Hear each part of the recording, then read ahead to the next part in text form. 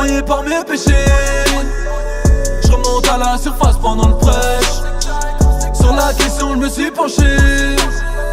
J'aperçois la ligne d'arrivée, faut que je me dépêche, ouais, t'as raison, dans ma tête c'est le festival. Quand je me pose des questions, non, y a plus rien qui va. El Farah, ça va? Ça va très bien, merci. Est-ce que tu pourrais te présenter? Alors, El Farah, j'ai 19 ans, ça fait quelques années que je rappe. Et voilà, rappeur de la scène narbonnaise. Voilà. Parmi tes principales influences musicales, tu retiens qui? Il y a beaucoup de... C'est compliqué toujours ces questions de citer quelques rappeurs dans nos influences parce qu'il y a eu énormément d'artistes.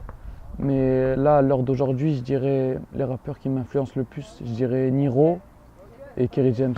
Je dirais que c'est les deux artistes qui sont le plus authentiques et qui, moi, me touchent le plus, on va dire. Mais en réalité, dans mon écriture et dans ma musique, ce qui m'influence le plus, en réalité, c'est les rappeurs que je côtoie tous les jours, en fait. Que ce soit quand je fais des ateliers d'écriture, que quand je côtoie des jeunes, c'est eux qui m'inspirent, ou même les rappeurs avec qui j'ai grandi, que ce soit mon groupe, le Double One, c'est eux qui aussi m'inspirent tous les jours. Est-ce que tu pourrais me parler de tes débuts dans le rap? Alors moi j'ai commencé, j'avais 13 ans je crois. Bon, c'était laborieux hein, au début, tu sais, tu t'écris, tu sais pas trop ce que ça va donner. Je faisais ça juste moi de mon côté. Et après j'étais au hangar musical en fait à Narbonne où j'ai suivi des ateliers d'écriture, etc. Il y a des grands qui nous ont aidés, on va dire, à réaliser des projets, à faire des concerts, à enregistrer, à aller en studio. Et c'est comme ça, et petit à petit ça a commencé à être sérieux, et petit à petit j'ai commencé à me dire ok c'est bon, essaye d'envoyer des trucs sur internet, même si au début voilà, c'est ce que c'est, hein. On sait que la qualité c'est pas trop ça. Mais après petit à petit aujourd'hui je suis content de la progression, on va dire. Donc tu as sorti le 15 février ta mixtape Symptômes. Ouais. Est-ce que tu peux me dire comment tu as conçu cette mixtape? Alors cette mixtape, comment je l'ai conçue? J'ai écrit pendant, on va dire, 2 ans, on va dire. J'ai enregistré, j'ai fait des maquettes, il y a des sons que j'ai jetés, il y a des sons que j'ai gardés. C'est pas un travail 2 ans tous les jours, hein, c'est vraiment sur une longue durée, on va dire. C'est pendant des périodes où on le travaille davantage. Voilà, je l'ai enregistré à la mine d'art, chez Robin. C'est la personne qui m'a enregistré. Donc voilà, je l'ai écrit moi de mon côté. Et voilà. Comment tu choisis les prods de ton côté? Moi les prods, je les prends essentiellement sur internet. Il y a très peu d'instrus que je prends par rapport à des beatmakers. Voilà, on n'a pas encore l'opportunité d'avoir des beatmakers d'avoir tout simplement des beatmakers en fait dans la région. C'est compliqué à en trouver, et puis même quand on en trouve, on est assez exigeant au niveau des instrus. Donc voilà, c'est compliqué d'en prendre, donc moi c'est exclusivement d'internet. En écoutant ta mixtape, on peut ressentir une certaine diversité, avec des morceaux un petit peu plus old school comme Un œil et Théâtre de nos vies, et des morceaux qui ont un air plus moderne comme Plus rien ou Noyé. C'est nécessaire pour toi de faire varier les styles? Ben ouais, c'était même, j'allais dire c'était même un but, mais même pas, en fait ça se fait automatiquement. Moi, comme je te l'ai dit, j'ai différentes influences en fait, et moi j'aime tout un peu dans le rap. Donc il y a différentes choses qui m'influencent, et du coup dans ma musique ça se ressent. Je peux très bien te faire un texte comme tu as dit Plus rien, Noyé, qui sont assez nouvelle génération, comme tu as dit moderne. Et je peux faire du old school qui me plaît aussi, comme même Émotif ou Théâtre de nos vies. Voilà, c'est des plus aussi basés sur le texte, on va dire. C'est voilà, c'est selon mon humeur et aussi selon l'instru qui m'inspire, etc. Voilà, tout dépend. Dans Laisse tomber, tu expliques qu'une voix dans ta tête te décourage. Est-ce que tu peux en dire plus à ce sujet?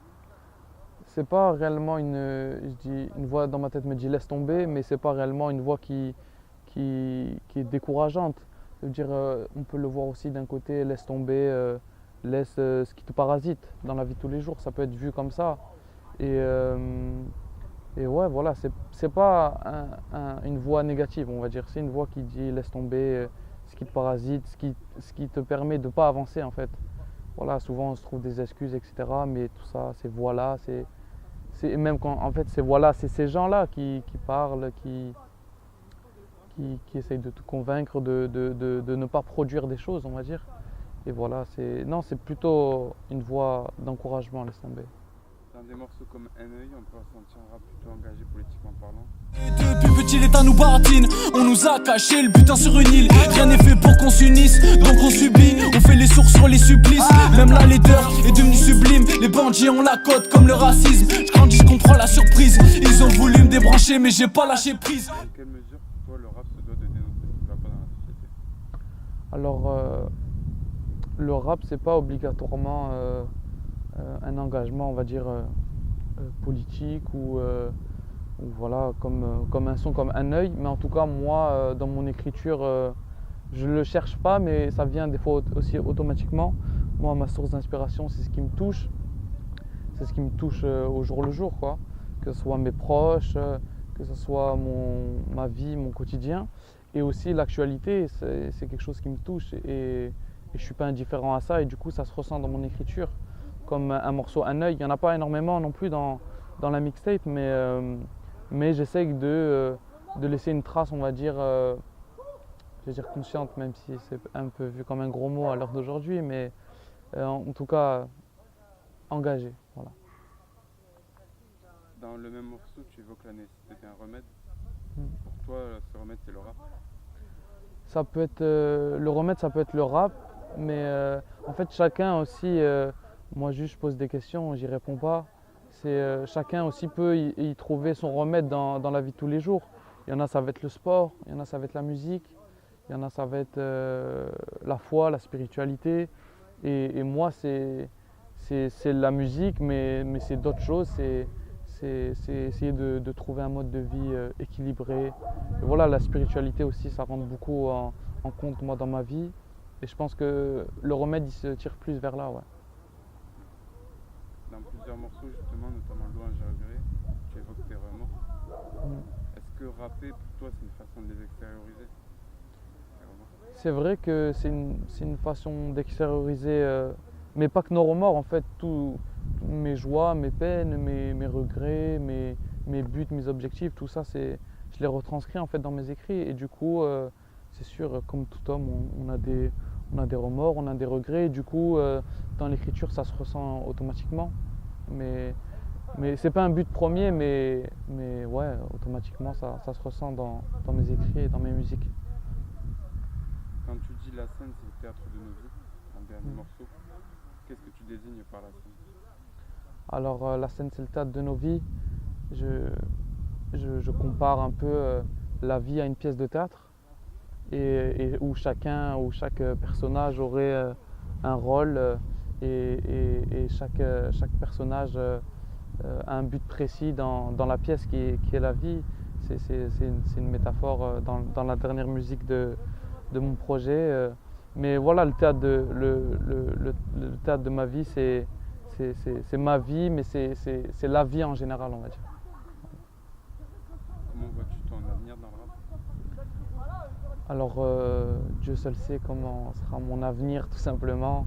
Alors, mon avenir dans le rap, je ne sais pas. Je me préoccupe pas tellement de ça. Moi, je fais ce que j'aime. Je fais la musique qui me plaît. Et voilà, j'avance petit à petit. Je vois que j'ai des retours positifs sur ce que je sors. Donc, je continue. Après, je ne sais pas comment ça va se dérouler pour la suite. Moi, j'espère juste continuer à faire ce que j'aime. Continuer à faire des musiques, continuer à faire des concerts. Et voilà, essayer de toucher les gens. On va dire. Merci à toi, El Farah. Merci à toi.